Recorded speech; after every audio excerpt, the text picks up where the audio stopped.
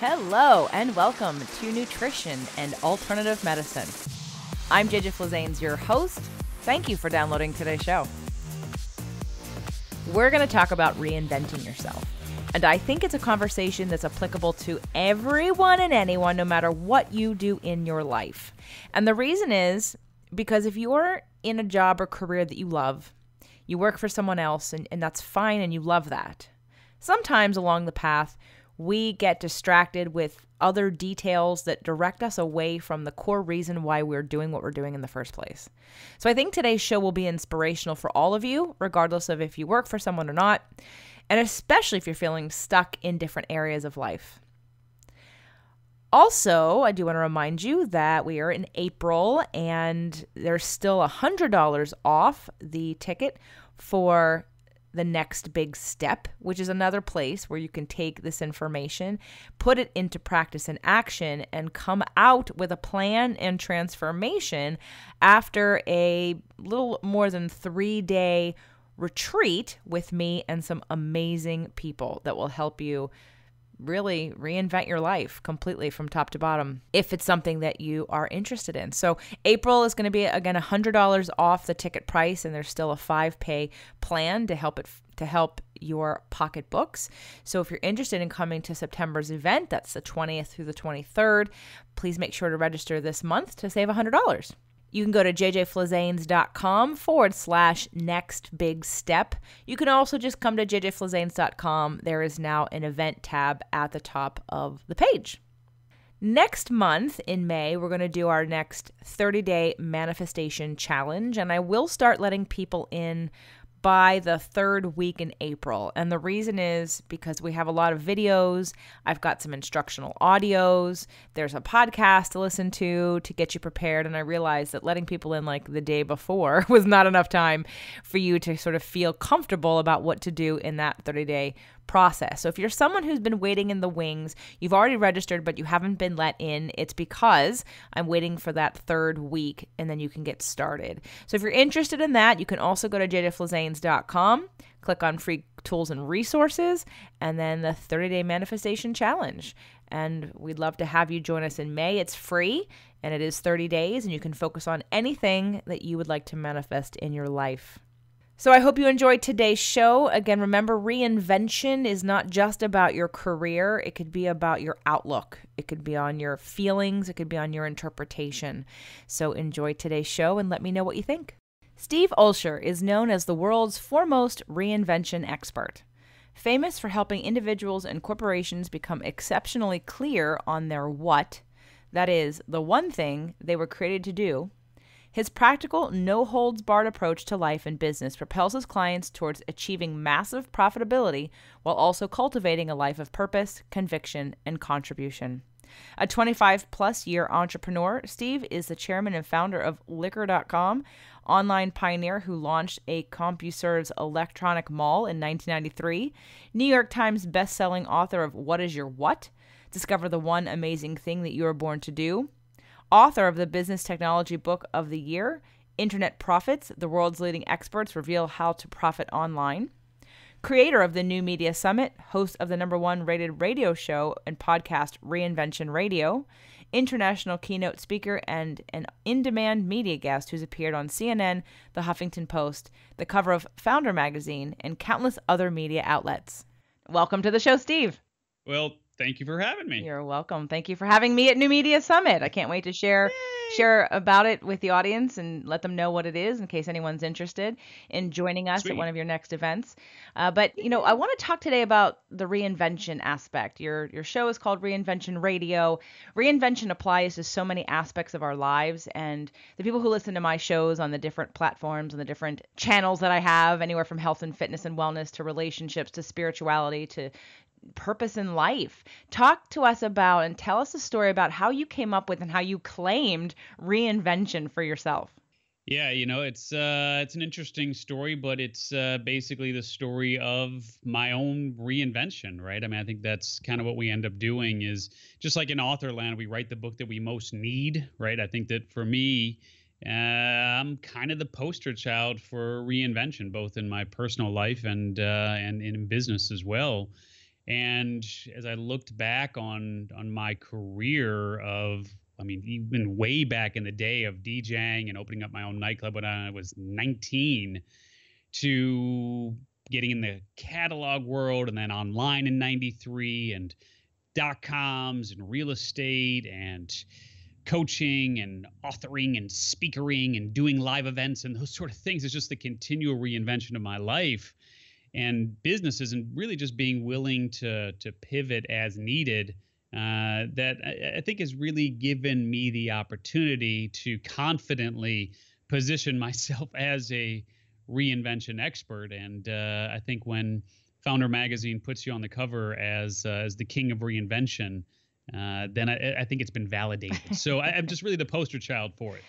Well, let me know. Tell us a little bit about, like, where did you start out, like way back? What did you want to be? Like, some people have a trajectory of, I want to be whatever, some kind of architect or artist or dancer or actor or film producer or teacher. People start off on I just didn't want to be broke. You just didn't want to be broke. So have you really just been chasing the money the whole time? Well, I mean, there's an interesting story there as well. But reality is, so in my book, What Is Your What? Discover the One Amazing Thing You Were Born to Do, which again I wrote because I needed it after having done Myers-Briggs and What Color Is Your Parachute and all of those different modalities that really left with more questions than answers. I really needed to create a framework that I could follow that would allow me to hit the ground running and really figure out, how am I naturally wired to excel? What really puts fire in my soul?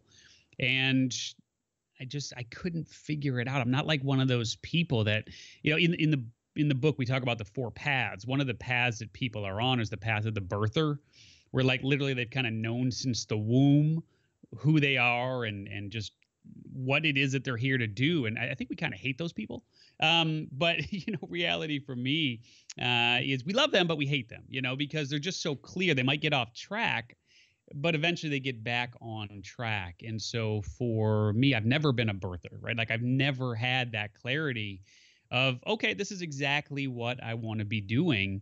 And that is, I think, one of the things that really makes me qualified to help people, because now I feel like I've really found a groove of helping people discover, share, and monetize their what. And once they figure out what it is, it truly does make a pretty big difference. So have you jumped from, it sounds like, trying different things out versus gone on a path, decided, you know what, this is the wrong path? So you're not a birther. So what's the title of what it is that you are? Obviously, besides reinvention expert. Right. So sometimes in my life, I've been a reinventor. A reinventor is somebody who literally makes like a 180-degree shift in their life. One of my favorite examples is a gentleman by the name of Joe Omoya, who started out as a chiropractor in his career. He went to school and invested heavily in getting his degrees, and actually opened up his own practice, right? So, I mean, really heavily invested in being a chiropractor. And he did this for years and had a big book of paying clients. And one day he woke up, and I mean, like he literally woke up and just said, I can't do this anymore. And worked his way through that period of transition into doing what he's doing now full time, which is helping single women find love. And so, it's like a 180-degree turn. And there are times where I've certainly done that. But I think more than anything else, I'm a shifter, which means that I've had to make subtle adjustments to the What Is Your What framework to really figure out what it is that I'm most compelled to do in that moment of time. And if you look at the book, What Is Your What? The subtitle is Discover the One Amazing Thing You Were Born to Do. But I think the subtitle actually should probably be Discover the One Amazing Thing You Were Born to Do for now. Right, until you get an inspiration or learn something or get directed. I mean, in law of attraction speak, there's this understanding that if you're connected to yourself, to source, to creator, to the universe, whatever, you follow the impulse. And so you trust the impulse, and that may take you in a whole new direction.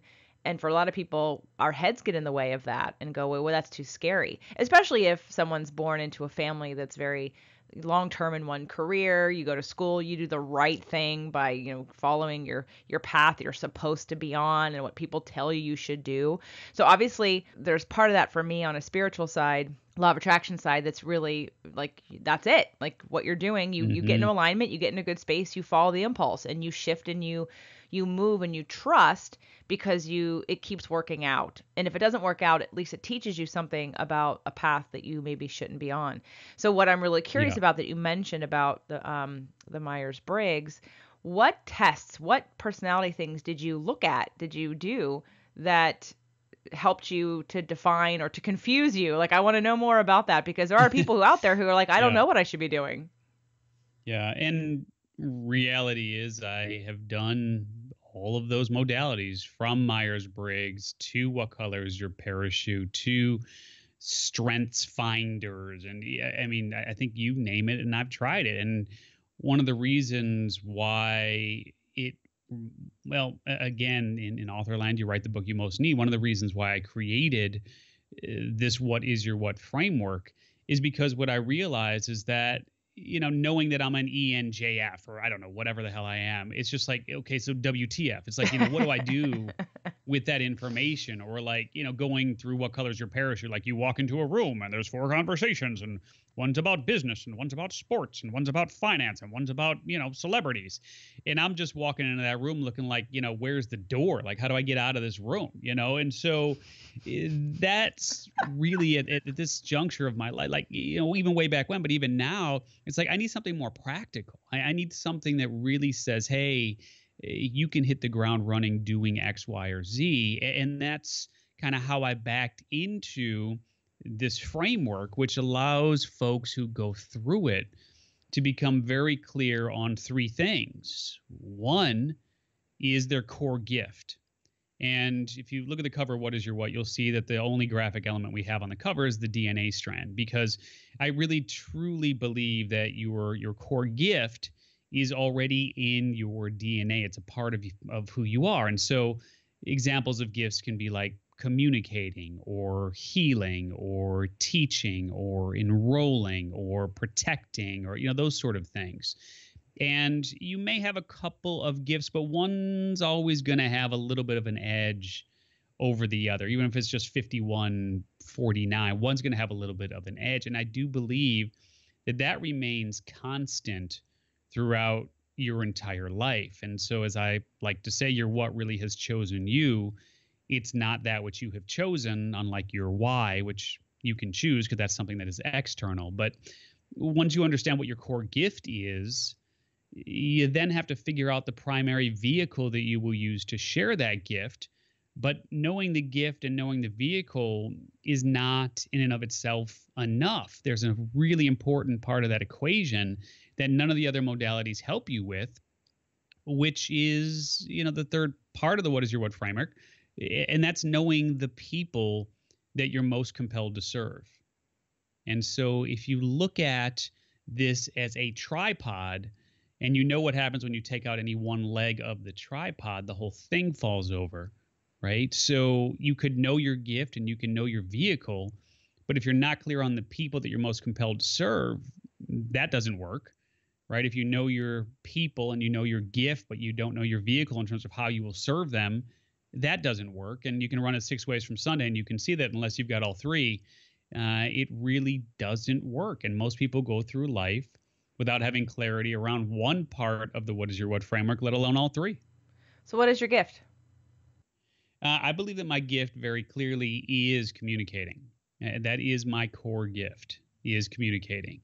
Now, over the years, and let me say this, that of the 3 elements of the What Is Your What framework, I believe that your gift is the only thing that remains constant. I do believe that the vehicle and the people that you're most compelled to serve, I know confidently, I can say this with confidence, that can change over time. And so it's more organic. Those 2 parts are more fluid. And so right now, the primary vehicle that I use to share that gift is either through writing or speaking, and that can take the form of my own live events as well. And then the people that I'm most compelled to serve are those who are looking to discover, share, and monetize their what. Okay, very specific. Thank you, Steve, for all that really good work. I love that. Do you have, I have an advantage, I think, from another perspective while you've done all these different tests because I use astrology and I know your astrology, at least 2 planets. Do you know the rest of your chart? I know 2 parts. Sagittarius, Sun and Gemini moon, right? Yeah. Do you know anything else? My wife actually is kind of into that. She knows all that stuff. I don't know. Yeah. Do you know anything about those 2 things? I know that the moon kind of drives personality, right? More than the sun. The moon is how you deal with emotion. Aha. And so that's a big piece because it's really how we sort of interpret the world. And your personality is really more your sun.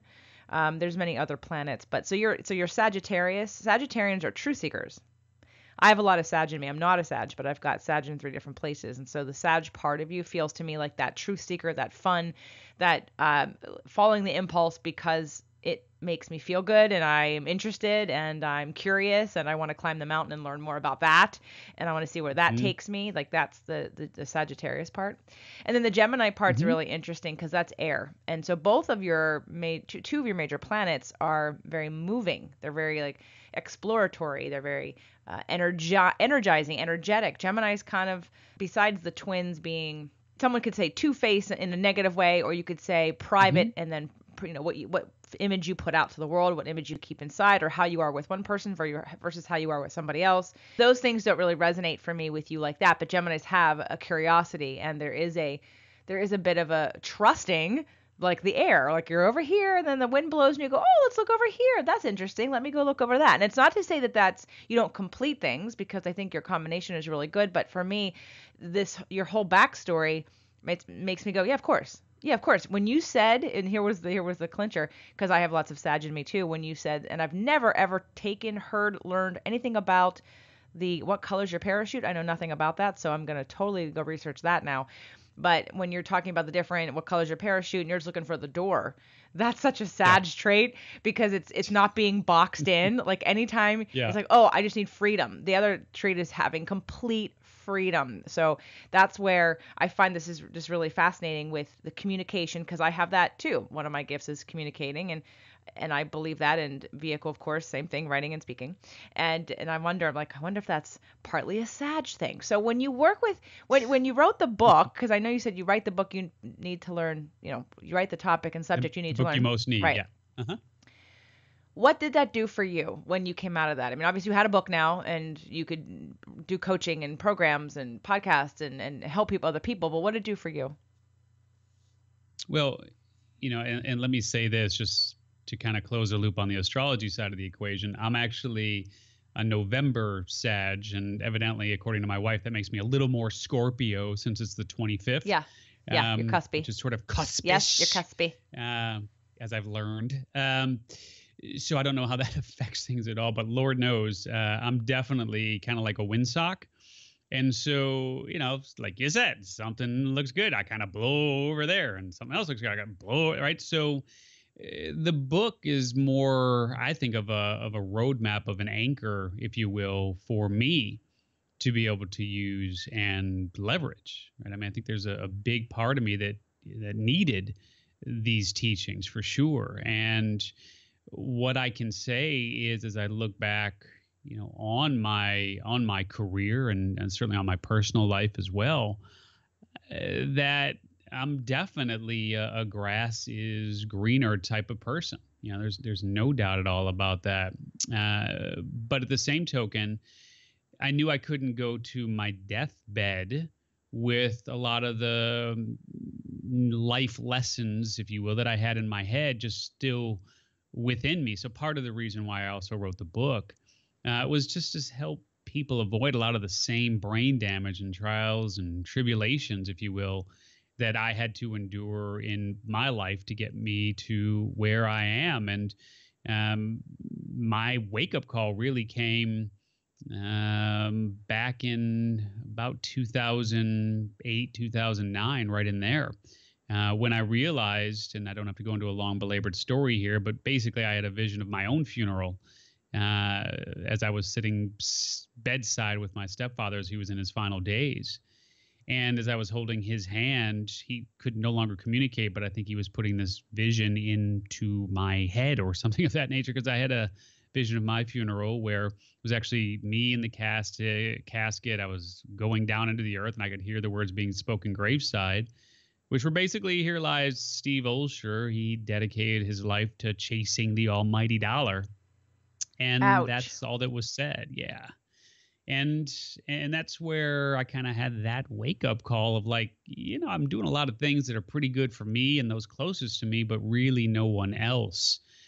And so I had to really honor what that vision was that I was given there and figure out how I can serve people in a more powerful way.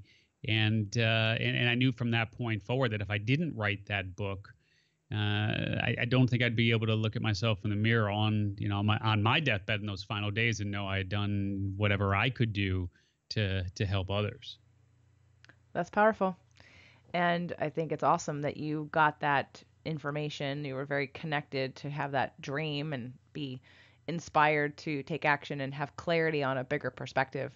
And I think sometimes people have those and they don't trust them and they don't listen to them and they ignore them until they get bigger.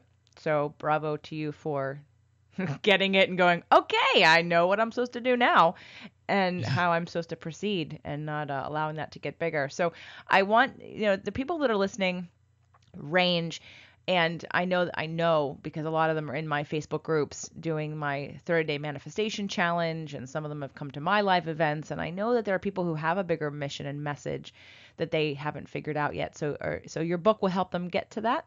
I believe so. I say that from the standpoint of it's not a quick sort of happy read. I mean, it is a book that's very much built on the need for introspection, and you do have to answer questions. And if you're willing to answer those questions and take on the exercises that you'll find within those pages, then I believe it will absolutely, and I can say confidently, it will absolutely help folks. But some folks get a lot out of it just from reading it from cover to cover. But I will say this, which is if you read it from cover to cover, you'll definitely get benefit from it. But the true benefit comes from actually putting pen to paper and taking on the exercises that are within. That's great. What is your most favorite career or work experience that you had? I know you've done so many different things. So what was the most fun? Well, certainly the most fun has to be, I'm definitely a lover of music and entertaining and that sort of thing. And so when I DJ'd, of course, that was mighty good fun. When I opened my own nightclub when I was 19. Yes, it was a non-alcoholic club, but I opened my own nightclub when I was 19. So that was good quality fun. But, I will say this, which is I've been able to marry a lot of what I love doing into the live event that you mentioned earlier, which is the New Media Summit. And it's, I'm a big fan in this world today, JJ, as I'm sure you can appreciate. It's like we spend so much time on our own, most of us as solopreneurs, in this gig economy, right? Where we're just kind of solo. So I love going to events and connecting with people and developing real relationships with people. So I go to a lot of events, and the summit is kind of the culmination of the best of what I love about events, and really eliminating as much as possible of what I hate about other events. And so I turned it into, I liken it to a wedding, I mean, I hope I don't turn people off here, but my catchphrase is, like, let's turn this bitch into a wedding. It's like, let's go. I mean, let's have some fun. Let's dance. Let's do our line dances. Let's be silly. Let's have fun, and really break down all of the walls that you see at so many events. And so it gives me the opportunity to share my unique gift of communication, where I can teach people and really help them learn about the world of new media, and then how to monetize the visibility that they'll receive if they get into that world. But it also leverages my love of people and connecting with some of the world's top podcasters like yourself who come to the show to share to the summit. See, I call it a show. Who come to the summit to share your brilliance, but also we set aside time for the attendees to be able to pitch the podcasters in attendance and literally get booked on the spot. So it's really a hybrid type event, and I will say it's definitely the most fun that I've had in a long time, because I think it combines so much of what I really enjoy, and we just have the most amazing, incredible, giving people like yourself that come to this event to be a part of what we're doing. So honestly, I think it's kind of it's like a culmination of everything I love. It was a great event, and it is a great event. I mean, it's only been one so far, so I can only say it was, and it will be again. I know we have another one coming up here in April. Yep. And I want you to tell us a little bit more about how people can learn more about that. But I do want to, before we get to that, I do want to congratulate you for a very well put on event. It was super fun. I agree with you. It was like a wedding and a big connection and lots of really happy people, and minus, the trials and tribulations of putting something on for the first time and learning how to make it the most efficient for everybody in terms of energy and sharing energy in the pitch sessions, right? Which still were very beneficial, but I know we're doing it different again this year. It was an awesome event, and I was very inspired and impressed with what you were able to put on. It helped me to get excited about my event, because back in September of last year when you had the first one, my event was already scheduled, but I hadn't started promoting it yet. Mm-hmm. And while my event was very different in January and my next event's in September, because it's a much smaller room, it's a much more of a retreat feel than it is a big party, there still is that community aspect and adding the things you like the most. Like, I added all the things in that I do all the time, from my salt lamps and my meditations and my essential oils and burning candles and burning Palo Santo and ringing my Tibetan bell, and like I literally pulled everything, all the rituals. I brought my tarot cards, I brought my goddess cards. Like, I just put it all in there. I'm like, this is all me. And so I think, if anything, I could see that event for you, and it felt like it was an integration of all the parts of you. And would that be accurate? Well, for sure. And I love that the New Media Summit inspired you to bring in more of yourself to that event, because I am a big believer in, let's get people to self-select, right? I mean, let's get people to raise their hands and say, yeah, I'm your tribe. Like, you and I we're one, right? Like, we get each other. And the only way to really do that is to bring in more of yourself to the work that you were doing. And people will raise their hands when they know it's a connection, and they'll put it down when they go, yeah, that whole salt thing and tarot cards, it's not really me. But that's perfect, because you want people to self-select, so that the people who show up are the ones that are truly your people and are meant to be there. So this is a perfect example of, my event is not for everyone. Not every podcaster that I asked to come to the event says, yes, we'd love to meet your attendees and share our brilliance. And so for them, it's not a good fit. And not every attendee is willing to put themselves, on the line like that, right? And be vulnerable and to pitch podcasters about who they are and what they do, and take the chance of hearing, yes, we'd love to have you on the show, or no, it's not a great fit, right? So even just putting the exercise of just putting yourself out there, frankly, is an exercise that a lot of people don't want to take on. So even that in of itself means that I naturally attract, if you will, bold type people to the event, even though they may not on the surface be bold. And I use that word because my DJ name was Mr. Bold since 1987. I'll have you people know I've been using it for 30 something years. I wondered where that came from. I was like, right? Mr. Bold. Where'd that come from? And, Doritos are now bold, and so is Chili's. But hey, it took them a while to catch up, but they did. But the truth is that I think a lot of people have that within, and they just need the right venue and the right prodding to bring that out. So a lot of what we do with the dancing and the small group discussions and the pitching, and everybody's a VIP there, so we all break bread together, we all hang together, and so on. Is it gets them out of their shell where you can't hide. It's just not an event where you can hide. Well, and I appreciated that feeling sort of in the air that you're being who you are. And someone else said that to me at my event, that they were struggling with stepping into a new place in their life and they were concerned about what other people would say or think. And then after seeing my event and me, they're like, oh, because I did what you did.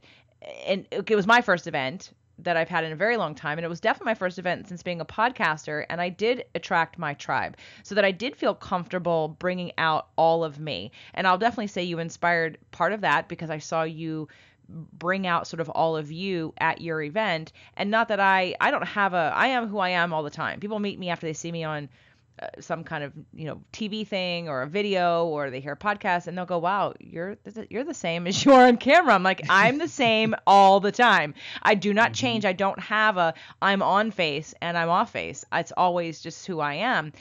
So, but even for me, stepping into, in my whole podcast journey, stepping into how I'm linking this for all of you who are listening right now is in that reinvention, in that like it's a expansion, in that every step along the way, you're being asked to trust and to be who you are more and more. And that's going to get scary, because you're going to wonder who's going to follow you, or who's going to like you, or who's going to judge you if you truly step into who you really are. But it's a path and like a staircase. You go one step at a time. And my guess would be, Steve, correct me if I'm wrong, that your path sort of allowed you step by step to work on different parts of you until you could link them all together and confidently, because you've walked the path in different directions, say, this is who I am and this is how it looks, and I'm okay with that, and I want to attract more people who are like that. Oh yeah. Yeah. And as you said, I mean, every step, whether it's forwards or backwards, is a step along that path, right? So you absolutely are where you were meant to be. I mean, I believe in this exact moment, and everything that has happened has led you to this exact moment. And what I firmly believe is that life starts over right now, and it starts over again right now, right? So, I mean, we literally have the choice with what to do in this moment and in literally every moment that follows. And so, yeah, everything that has happened to me, for me, with me, against me, I mean, you name it, I believe that it has shaped me without any question into the person that I am today. And being willing to be a DJ and be a drummer and be on stage and be on this, in that spotlight, I do believe is something that doesn't come naturally to everyone by any stretch, but it is something that comes naturally to me. And if I didn't honor that gift and that willingness to share of myself in that way, I don't know where I would be in this moment. I think the same holds true for you. Yeah, I mean, you've been given a gift, whatever it is, to share. And I think that when we reach our final days, we're going to have to answer that question for ourselves of, did we use the gift that we've truly been given? This is going to link perfectly to this next question for all of you people who do law of attraction, who listen to my show. Steve, which job, career, choice, path did you take that was really ended up being not the right one at all, but without it, you wouldn't have learned a very important lesson? And if you could tell us what that lesson was. So you mentioned pivoting in the beginning of the show, and pivoting is so important. It's a great law of attraction term. But because contrast, people get nervous and think, oh, I've made the wrong choice. And to me, there's never really a wrong choice. You're defining and redefining and clarifying what you're supposed to be doing. And sometimes we have to try the thing that we think is good to learn it wasn't good, to go, oh, no, that's not what I want. And it's very clarifying, and it makes things more specific, and it gives you more tools to move forward on a different path. So what job or career that was like absolutely like a crash and burn that taught you so much that you wouldn't be here today without it? I mean, it's a great question, and I think it would be certainly hypocritical for me to say that any of those jobs that I've had over the years haven't helped me in some way or weren't my favorite. You know what I'm saying? Because reality is, in that moment of time, it's what I felt like I needed. And I've done anything from stocking shelves to waiting tables to pumping gas and so on. And one of my favorite stories that I love sharing actually is when I look back on the decision to open the club, and that was a really hard decision for me to decide to move forward. I mean, I was 19, very green, right? Didn't know anything. And I was talking to a mentor of mine, actually happened to be my golf coach at the time, about the idea of creating this non-alcoholic club where we would cater to the teenagers early, like 8 to 11:30, and then we'd close down and we'd clean up and we'd reopen at midnight and stay open until 4, 5, 6 in the morning because we didn't serve booze, so we could. And, the bars had to close at 1:30, and people when they're young don't really feel like going home that early. So it seemed like it was a good idea. I'd been DJing. I had a really decent following at that point. So I thought it was a natural next step to open up my club. And when I was talking to my mentor about this, he's like, I think it's a really good idea. What are you afraid of? Why wouldn't you do it? And I said, I don't know. I guess I'm just afraid of looking bad. I'm afraid of losing money. I'm afraid of not being able to recover. Those sort of things, which in hindsight is pretty funny because how far could I really have fallen at that point? But all the natural fears that come to mind. And he said, tell me, what are you doing right now for money? Like how are you putting bread on the table? How are you keeping the lights on? Because I'd put myself through college for the most part and paid for the majority of the bills. And I told him I'm waiting tables, I'm DJing, I'm pumping gas. I'm doing whatever I got to do to make ends meet. And, you have thousands of conversations with people over the years, and people say millions of things to you, and you forget most of it. But this one thing that he said has really stuck with me my entire life. And what he said, and I kind of use this as a mantra now moving forward from that point, is he said, I think the club's a really good idea, man. And I absolutely think you should do it. And as I look at it, if things don't work out with the club, you can always go back to pumping gas. And so I was like, wow, that really makes sense to me. And so the bottom line being, have I loved every job? No, of course I haven't loved every job, but it gave me skills that I could fall back on. So whether it's cleaning toilets or pumping gas or waiting tables or whatever it might be, there's something you can do if you try to bring something to fruition and it doesn't pan out. And so have all the jobs I've done over the years been glamorous? Of course not. But I wouldn't say that any of them were necessarily my least favorite as I look back on them, only because I learned so many skills at every step of the path there. Well, that's such a great PC way of putting it all, because I was thinking, how would I say that? I'm like, well, is there a job that I hated? Yeah, I hated retail. I really hated retail, and I appreciate knowing that I would never want to pick up after people who leave their clothes in the dressing rooms that they're like slobs. So anyway, so I'm glad that you have such a much better attitude than I do about all of your jobs. I can get I can get theoretical and say, yes, it taught me that the contrast showed me, but really I hated retail. So. You probably did, but you're not doing it now, right? So now that you look back. Oh yeah, it taught me. Oh no, don't do this ever again. Yeah. But it did lead me to the gym. So it led me to the gym, which then led me to personal training. So without it, I wouldn't be where I am, and that was really important. So it served its purpose. So it's hard lifting those big marble slabs onto the top shelf when you're, 5'6", 105 pounds, right? You got to bulk up. That's why you did it.